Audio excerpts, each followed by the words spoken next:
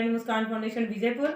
आज की जो प्रेस कॉन्फ्रेंस है ये उस केस के रिलेटेड हो रही है कि हमें कल एक रिपोर्टर की कॉल आई थी कि उत्तरवैनी का जो साथ लगता गांव है एक सदराल, वहाँ पे एक फैमिली है, वो काफ़ी गरीब फैमिली है, उनकी बेटी की शादी है और जो उसके पिता हैं बेटी के, वो खुद उनको हेल्थ इशू है क्योंकि उनके कोई अपेंडिक्स का ऑपरेशन हुआ है जो सेट नहीं बैठा हुआ हो गई हैं। तो उसी के रिलेटेड आज हम पर्सनली वहाँ पे विजिट करने गए थे और हमने वहाँ पे जाके देखा उनके घर की है, क्योंकि उसके पिता जो है वही एक अर्निंग सोर्स है उनके घर में और वो भी अब बेड पे हैं, काम नहीं कर सकते हैं, लेकिन उनको बेटी की जो शादी की चिंता, अपने पेट में उसको ऐसे एक रसोली टाइप हो गया जो उसके पेट से भी बाहर जा रहा है, लेकिन फिर भी वो उस कंडीशन में लोगों के घरों में जहाँ शादियाँ हो रही हैं वहाँ पे वो बर्तन साफ कर रहा है, क्योंकि उसको कहीं ना कहीं ये लगता है कि मैंने उसकी बेटी की जो शादी 10 तारीख को है कि उसमें मैं अपनी तरफ से कैसे वो शादी को मैनेज करूँगा। तो आज हम जब वहाँ पे गए हमने उस फैमिली से तो जब हमने वहाँ पे एडमिनिस्ट्रेशन की तरफ से उनको पूछा कि क्या आपको कोई हेल्प मिली है, जैसे हमारे एक स्कीम चली हुई है कि जो लड़की की शादी होती है उसके पैसे मिलते हैं, तो वहाँ पे रहते ही हमने उसी टाइम उनकी जो आंगनबाड़ी वर्कर है उनको कॉल करी, तो उन्होंने हमें सेटिस्फाई आंसर नहीं दिया कि आपने इनका सर्वे में नाम डाला हुआ है लेकिन वो पैसे नहीं आ रहे हैं। और फिर वहाँ की जो आशा वर्कर है उनसे भी हमारी बात हुई है, चाहे फॉर्म जितने मर्जी लगा लो लेकिन आपको जो पैसा है वो नहीं मिलता है। तो जब एडमिनिस्ट्रेशन के जो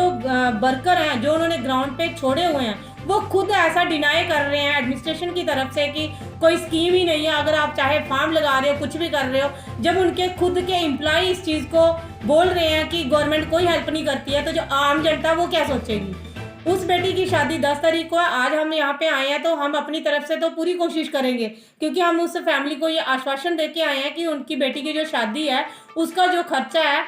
बारात का वो सारा हम वियर करेंगे। और मैं अपने फ्रेंड सर्कल में जहाँ पब्लिक से भी ये अपील करती हूँ कि आप ज़्यादा से ज़्यादा वो करें, उस फैमिली की हेल्प करें, ताकि जो वो बंदा इस टाइम अपनी स्टेबल कंडीशन में नहीं है फिर भी वो लोगों के घरों में जाके शादियों में बर्तन साफ कर रहा है कि मेरी बेटी की शादी जो वो अच्छे से हो जाए। तो मैं ये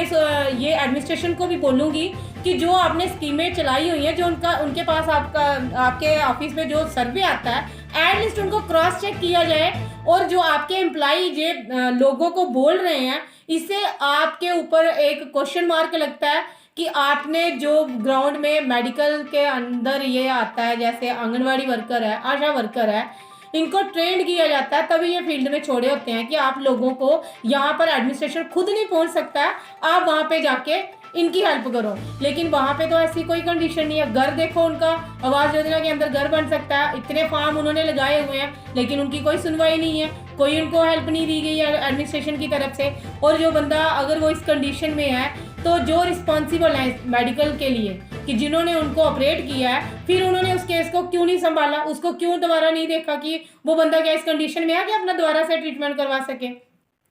और बेटी का ये है कि जो उसकी शादी है 10 तारीख को, हम अपनी तरफ से मुस्कान फाउंडेशन की तरफ से उसको जो भी शादी का जो लहंगा वगैरह है, ज्वेलरी है, जयमाला, चूड़ा, जो भी एक दुल्हन का सामान होता है वो हम प्रोवाइड करवाएंगे। और बारात का जो राशन का है वो भी हम अपनी तरफ से पूरी कोशिश करेंगे कि हम वो मैनेज कर सकें। तो मुस्कान फाउंडेशन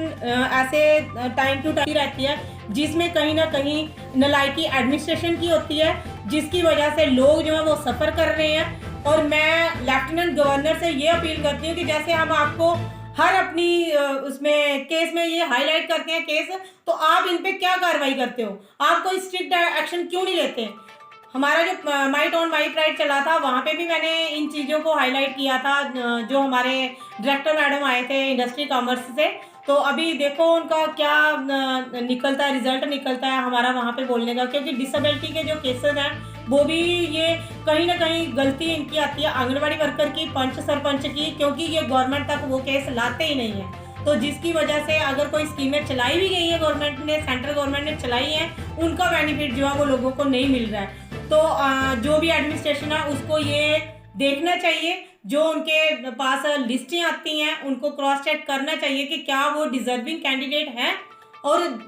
ऐसे केसेस में क्या होता है कि जो डिजर्व करता है, जिनको हेल्प चाहिए होती है, तो उनको हेल्प नहीं पहुंचती है। Thank you.